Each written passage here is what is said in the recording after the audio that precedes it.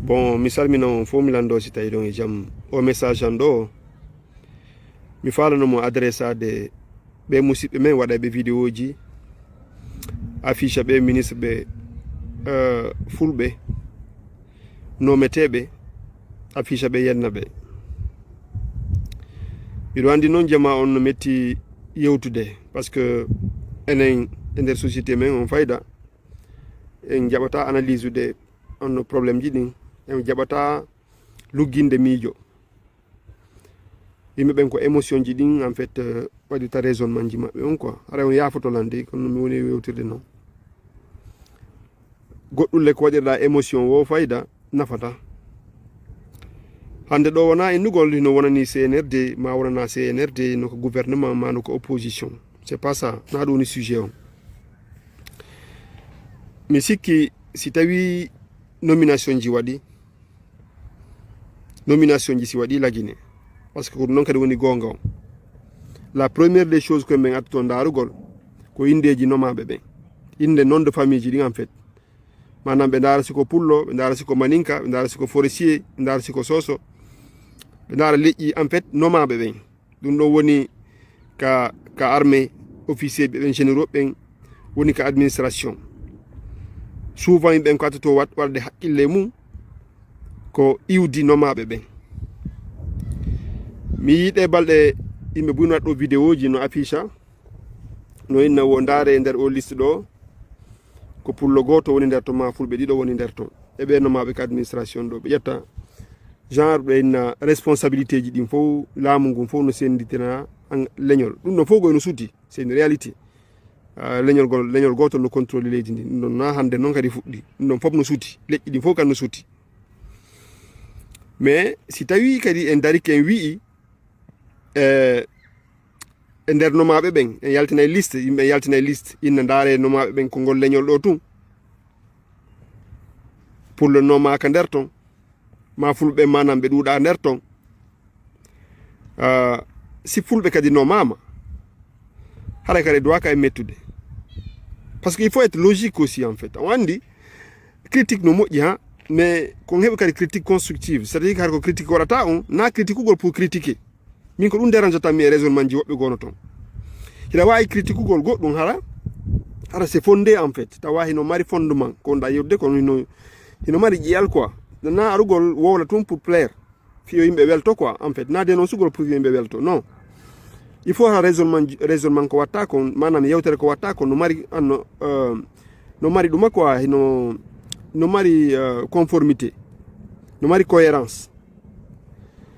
parce que si fulɓe nomama ko probléme si ɓe nomama kadi ko probléme so daari ɗo joni ministre ɓe buyi nomama ɗo ganintinga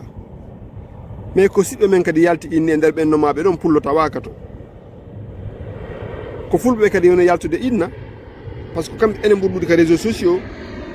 wondema iɗen discrimina wondema enen ɓe ala en jonde gueɓal men ngal e leydi ndi ɗum noon ko laamu arngu o hino discrimine en ko non wonɗen wiwde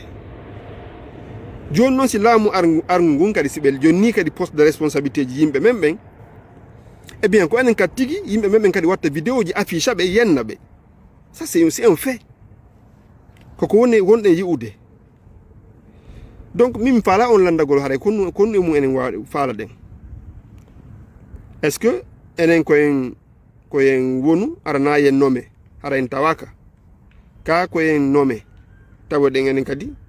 e heɓugol gueɓal c'est à dire que leydi ndin participe e dirigugol leydi ndin par ce que imagine ɗo gouvernement hara majorité on ko maninka forestier suusu woni nder to welata en de aɗen kadi en inna a fi honno yimɓe men ɓen nomaka par ce que neeɓi mi waɗno ɗo vidéo ñande goo mi haali kono yimɓe doit revendicugol ko fi waɗugol quota fuɗɗori kaka armée hara siɓe nomi supposons 50 jeunes siɓe enroli manam siɓe windi ka armée 50 jeunes ɓe baskote ɓe winda 50 jeunes Fouta ɓe winda 50 jeunes hotti Guinée ɓe winda kadi 50 jeunes Guinée forestière no haare équilibre waɗi si tawi ko culture du quota wonɗen yarude ɗum ɗon guine ɓen fof heɓay gueɓal mum ɗum ɗon noon quel que soit régime arɗo ɗogoy wona e nugol hino bambi laamu ma bamba laamu parce que enen kadi à part entière ko en Guinée donc naafi wondema fulɓe nonoma darantoɗe yennembe parce que min ko enen miyata no waɗa ɗum parce que na enen tun kadi woni leñol lagine quoi en fait leƴƴi buyno heewi lagine ɗi leƴƴi heɗitiɗi fof très sincèrement ɓay ko en wondiran gonga min mi yiyaali ɗo woɓɓe hino affiche yimɓe maɓɓe tawata ko leñol gotol ɓe iwri fii ɓe golli e gouvernement ɓe dari ɓe yenni ɓe min do min mi ala yiwde ɗum ɗon mi anda noon tawa no gasa kadi ko ɓay haray kamɓe leƴƴi maɓɓe ɗi nduɗaka réseaux sociaux ji ko min men woni yidden waɗa ɗum peut être que no wawi wondata ko noon réponse o mais mi sikki ɓen yimɓe ɗon acciteɓe wona kamɓe woni probléme leñol men ngol hannde no woodi hannde sujet ji ko tawata ko ɗon pullo Fouta doit focalisade pullo Guinée ko doit focalisade hommo woni on probléme ɗo jano ko probléme menace mo marɗen o par ce que yiɗen e menace jama men on no cible jama men on no cukka e nder ko cukkaɗen ɗon kon noon woɓɓe watta naalila danger ko c'est à dire que ande ma ɗum ko hulɓini konko sutiɗen ɗon so ndaari ɗo hannde Sénégal wonɓe Sénégal ɓen mo ƴetti ɗo il y a des années passé hari goɗɗo darata ko attaquera ni ma yennira ni pour le Fouta ka yaasi joni woni banalisa ɗum joni woni sedde yimɓe ɓen wowli ha joni tawi woni normal itti sikki kamen kamɓe fellimi ɓen ɗo na régime goto giba fewndo Conté yimɓe no fellede Conté fewndo régime manifestation ji ɗin ɓurɓe mayno ɓen ko fulɓe c'est une réalité aussi fewndo alpha honno fewndo Dadis Camara ko laamino manifestation ji ɗin ko waɗi kon fof kadi fulɓe ɓuuri mayde fewndo Alpha Condé wayi noon fewndo Konaté wayi noon fewndo Mamadi Doumbouya ɗo kadi wayi noon donc honno enen sovirten wonkinji yimɓe men ɓen voilà les sujets wona yon yeƴƴito ɗo yiyo musidɗo mon no jonna poste dara ɗon waɗon ɗum débat waɗa ɗum sujet national par ce que probléme sikki wona on niveau ɗon probléme on ko honno pullo heɓirta paix ko honno heɓirta laamu ko honno imposorta ko honno kanka ɗo heɓirta droit laamagol lagine ko honno heɓirten kadi jam ko honno fayi men ɓen heɓirta kadi jam janngo par ce que ɗi probléme ji si ɗi réglaka hannde continuer kadi e nder génération ji arayɗi ɗin janngo c'est ça la vérité mais wona ƴettugol ɗo ñande pullo heɓi poste o wengommo yennonmo pour moi c'est pas na maturité non en fait quoi yewtay tun en tant que citoyen ko woni mi observé ko mi haalande on kon mi tawa se ko piiji ko tawata min tigi mi yiyani hoore an no gasa haade buy kadi aɗa yii ɗum ɗon mais min tout temps mi yiyay yimɓe men no affiché fulɓe no yenna ɓe c'est pas normal accité yimɓe ɓen kala faalaɗo tawtude ko opposition yo tawta ko opposition mo faalaka tawtude o tawta e laamu ngu yo yaw tawta laamu ngu ɗon jonni on ti importance ma darɗo yenno goɗɗo ma affiche mo yennonmo min pour moi c'est pas ça le vrai combat en fait pour le Fouta hande kon ɗum woni combat makko wona ɗum ɗon ko honno heɓirten jam ko honno o danger wonɗo ka leykinal men wonɗo Fouta Jalon ɗon on danger ɗon ko honno esquivirten mo ko honno affrontinten mo ko honno fewtirten e on danger ɗon par ce que on andi si goɗɗum waɗi yimɓe fof yalta e sonka yontere fiyo affaire Mandeng Jalon yimɓe fof no ƴetti ɗum waɗi ɗum Samakala mais kamɓe wona Samakala ɓe woni ɓen wonɓe wolde fi ɗum ɗon ko noon yareta waɗa ramification manam yaha ha yaaja ko ɓen wonɓe wadde ɗum Fouta ɗon wola ɗum lagine ɗon wola fi affaire Mandeng Jalon ko ɓen yeehi ha Sénégal ko ɓen woni yewde ha ukka ɗum hakkille sénégalais ɓe ko ɓen naadi ɗum Sénégal ton ko ɓen kadi so watna ila naadote ɗum Sierra Leone ɓe naada ɗum Sierra Leone ɓe naada ɗum Libéria ɓe naada ɗum Côte d'Ivoire ɓe naada ɗum Mali hara ko hammo ɗen wohi ɗen soñdia so remarqui ɗo tout récemment Diomaye Faye wanno ɗo discours o inni wo hande kadi opposant jo hande kadi tawa ɗum base makko Sénégal waɗugol discours ji déstabilisé ɗi lagine ka kontu kan haala iwri ko lagine ka iwri par ce que fi honɗum lawɓe innayno wo opposant ɓe ɓen so ɓe inni opposant ɓe ɗum ko Cellou Dalein mo yehi mari base makko on Sénégal fief makkon ko toon woni on andi hay fewno Alpha Condé toon ɓe refuse no yimɓe votu ɓe annulino vote ji ɗin Sénégal mais nda hayɓe jaɓano ha yimɓe vota toon c'est des faits historiques komi andintinde ɗo donc ɓe inni ko toon on opposant ji ɗo woni e base orde fi on no influence gol lagine donc son yi Diomaye woli dum non c'est que il a été influencé quelque part so yi o wadi on sorti makko don wadi on discours makko don joni hande kadi opposant yata Sénégal don bata campagne ma wada duma fita déstabiliser la Guinée ko parce que o hebi information ji wondema ko Guinée ben wona yaade jodo Sénégal wada campagne contre la Guinée si ben Guinée ben don andi hombe et donc faamude donc il y a des sujets ko tawata hande ko dum don doit don yettude au sérieux ko honno pullo hebirta jam ko honno pullo wawirta wondude yimbe hore jam ko wada wiide a dabbitata gere ayay jokka on mananku ma yeya jinda kono naya susu wolde fi politique kono tanke da wadde dum non haray ko jam wondi on mais dès ka woli fi politique woni gagno ko pullo non ko wata inude kanko ko dabbitata kono dabbitata ki wala fere donc honno non yimbe ben wawirta éviter de problème ji min pour moi ko dum ni problème ji tawata hande ko vrai problème madum ko honno pay kun pullu accirte warregol ni tun ko honno mako ba pullu accirte piregol ni bante ma violé voilà des sujets maintenant affiche goldo ministre be yennabe ministre be fulbe yennabe leƴƴi din hay goto watta dum même si tawi wobbe do he mi wala ni on do souvent wobbe go kambe Alpha Condé wonduno kambe wonno wadde do promotion 3e mandat on ka au président de l'Assemblée nationale do dans ce courant na kambe fo wonno fi 3e mandat on ko hombo yudon leñol makko daro yennam be ministre be hettibe ton fop ko hombe yoto wobbe no yennam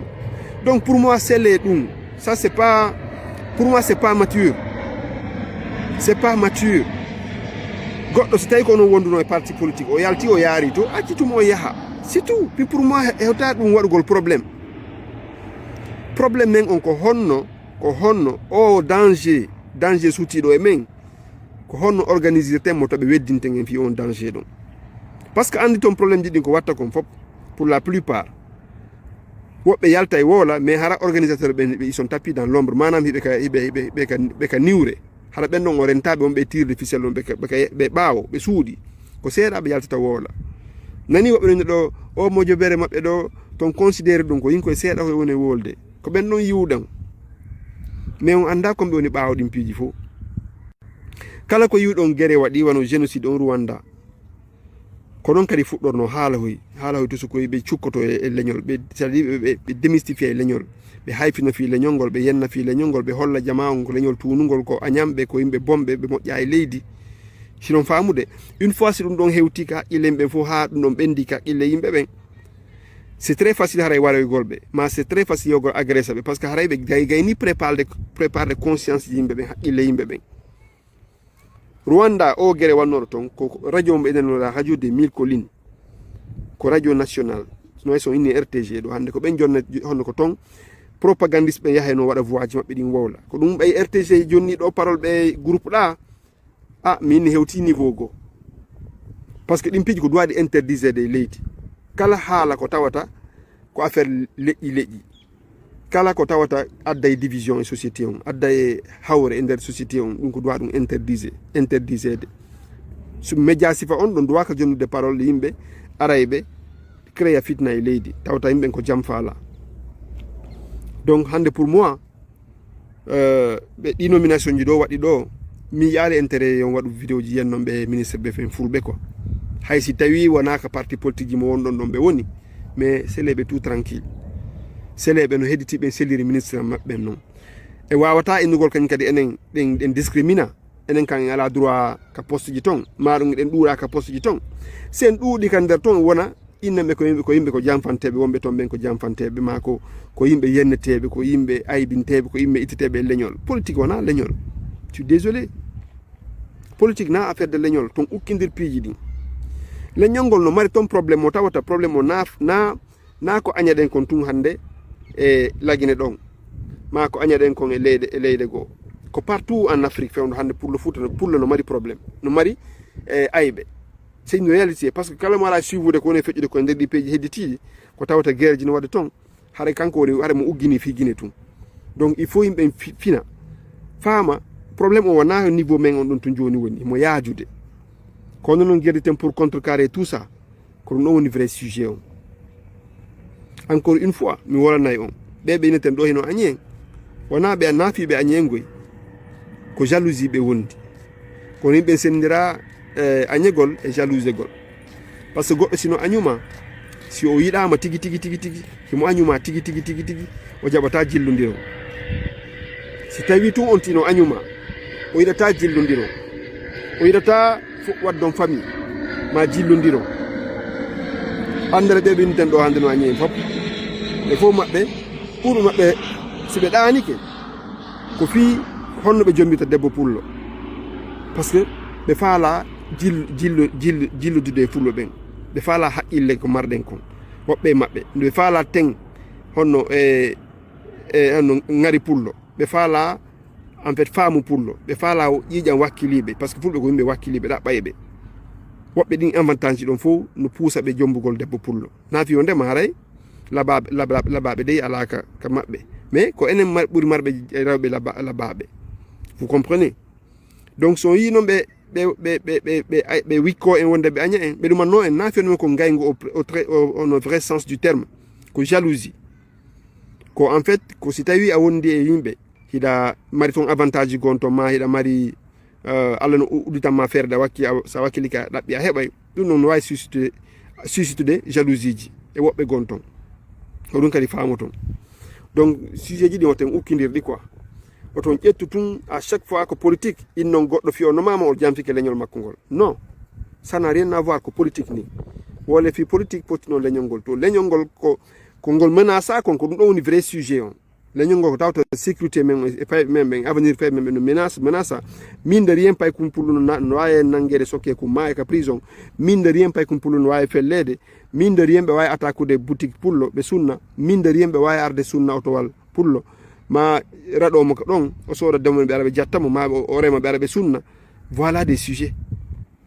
ko ɗum ɗon kala pullo hande doit miijitagol dans son coin o inna ko honno ɗimpiji changirta ko honno ɗimpiji accirta ko honno on sedde ko honno heɓirten teddungal wona jooɗogol ɗo waɗa vidéo ji ñande nan ɗon pullo nomama ministre wo waɗon vidéo woni gorko woni debbo affiche mo yennamo makko yennamo iwdi makko je comprends pas wona ɗum woni solution on de mi salmini on